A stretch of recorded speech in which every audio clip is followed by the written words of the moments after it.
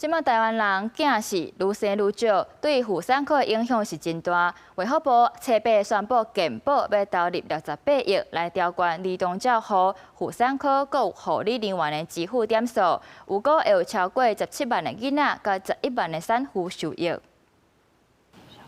這幾年少子化嚴重，也產生醫療基地。根據統計，2005年台灣接生去過關門13間，佔全台1成，接生醫生減少真濟。衛福部伫8月初八宣布增加68.6億，協助兒童照護、婦產科甲護理人員調懸醫療服務支付點數。我們為了留住這些急重難症的醫師分階段陸續的在調高他們的支付的一些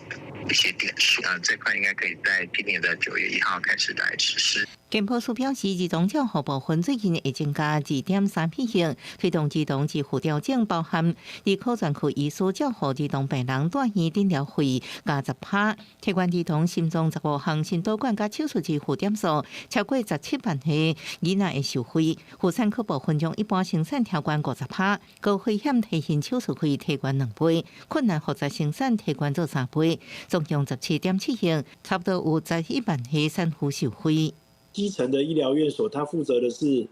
相對比較資源不足地區的生產，10個以下的大概佔70%啊。所以其實即使把